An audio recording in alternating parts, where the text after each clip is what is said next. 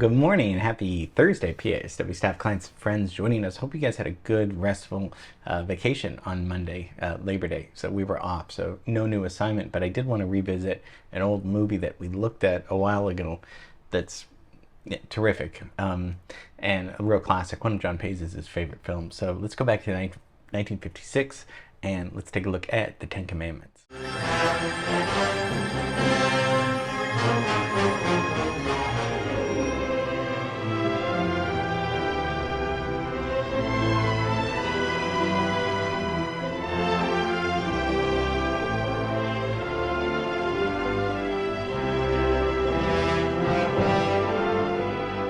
So we scored the famous chariot race scene from Ben-Hur. So that's 1959.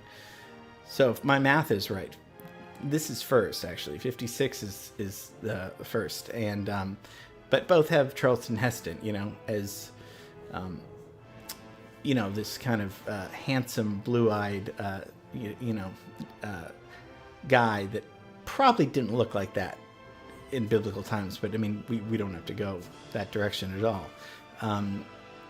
And Ten Commandments is, the story of Moses, who Charlton Heston plays, and he discovers his Hebrew heritage, and then later God's expectations of him. And so Moses decides to liberate his people from captivity, under Ramses, and he manages them to lead them out of Egypt and across the Red Sea.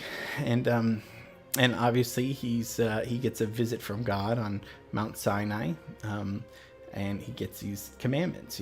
If you look at Mel Brooks's film History of the World, there were 15 commandments. The Lord Jehovah has given unto you these 15. 10 commandments. But the film was huge. It garnered 7 Academy Awards: Best Motion Picture, Best Special Effects, Best Color Art Direction, Best Cinematography, Best Color Costume Design, Best Film Editing, Best Sound Editing. Really classic film. I mean, amazing production. Let's leave Bullocks, Wiltshire, because that's what we did on Thursday. Let's go to, actually, they filmed it on location. Can you believe that? Maybe that's why it looks so good. But let's go to Egypt. Let's fly over there. We won't stay there too long, but for today, mostly they filmed it on location in Egypt, and then the scene we're going to look at, they did mostly at Paramount on Melrose. So we'll come back soon. Directed by Cecil B. DeMille, one of the most famous directors that ever lived. Really important with creating some of the early films, the silent films and the early talkies. So by this time, this was like his last huge accomplishment. He dies in a few years after this, but this was a huge undertaking. But successful. $13 million budget, makes $122 million. That's in the 50s. So, okay, so we're in Egypt, 1956. What's going on? I mean, obviously, there's still this kind of innocent, the rise of teenage innocence is kind of, with the cars and rock and roll is still going on. We have Elvis with Heartbreak Hotel comes out in 1956. That enters the U.S. charts. Other musicals, Guys and Dolls, is out in 1956. King and I. So Yul Brynner's in King and I and this movie. So he's busy for, in this year. You get the first hard disk from IBM, and it could hold 5 megabytes, which is interesting, so just about an MP3. So that's the first hard drive in 1956. And then the first black and white portable TV hits the market.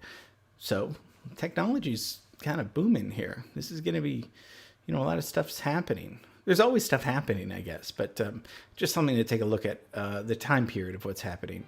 Charlton Heston is Moses. We got Yul Brynner, Ann Baxter, the lovely Ann Baxter, Edward G. Robinson, I didn't say Gene. Yvonne DiCarlo, which is, hey now, so that's good. And the scene we're gonna be looking at is the very iconic scene where Moses parts the Red Sea. And looking at this recently again, I was pretty amazed, actually. It's a really good...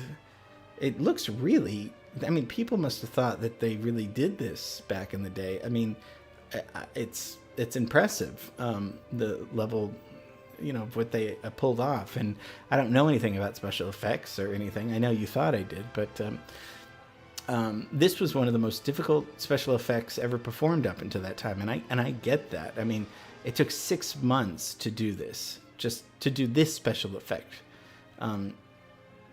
and it combined the scenes of the Red Sea in Egypt, the actual Red Sea, with scenes filmed at Paramount Studios in Hollywood, of a huge water tank. So mostly the illusion is it's parted by it's achieved by large dump tanks that were flooded, and then the film was shown in reverse. So that's why you get that feeling of it flooding, but it's actually just filming in reverse, which is a brilliant idea, and it's using a lot of optical printers and matte paintings, and I don't know how they did that. I mean, it's just so it's obviously they're not there at all, but it's all an illusion. And gelatin was added to the tanks to give the water like a seawater like thing. So it was pretty much the water was like Jello. So that's the scene we're going to score. So so just a little context. So this is Ramses Yul Brynner, the villain in this, takes his army and he's after the Hebrews and Moses.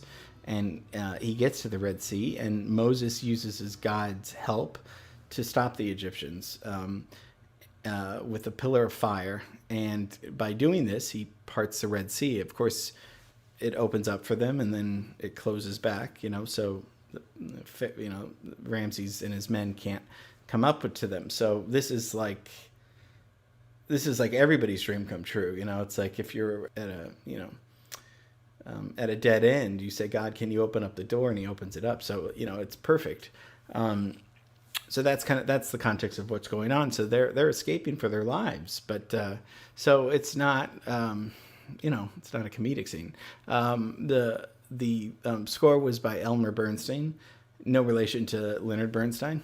They were friends, but, great composer. Oh my gosh. Probably the most famous scores were Magnificent Seven is his most famous one, along with To Kill a Mockingbird and The Great Escape. So really great Hollywood film composer. Okay, so let's take a look at the scene with Elmer Bernstein's score. Behold his mighty hand!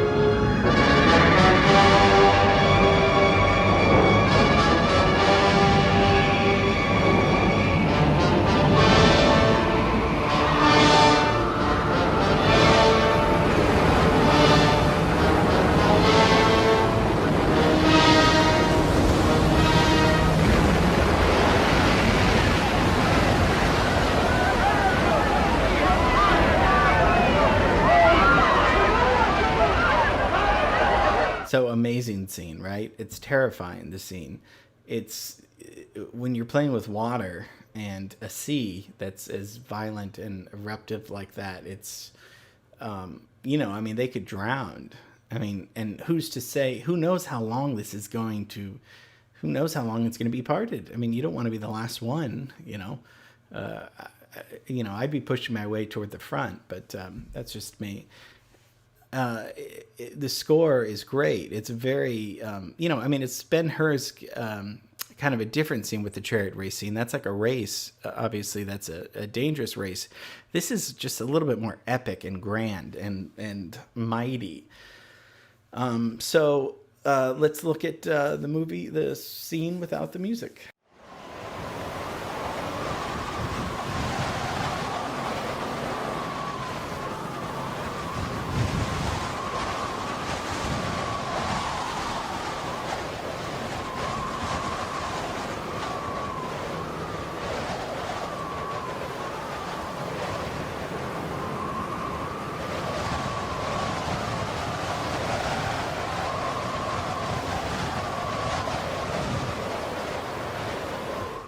Pretty scary without the music. It's a scary scene.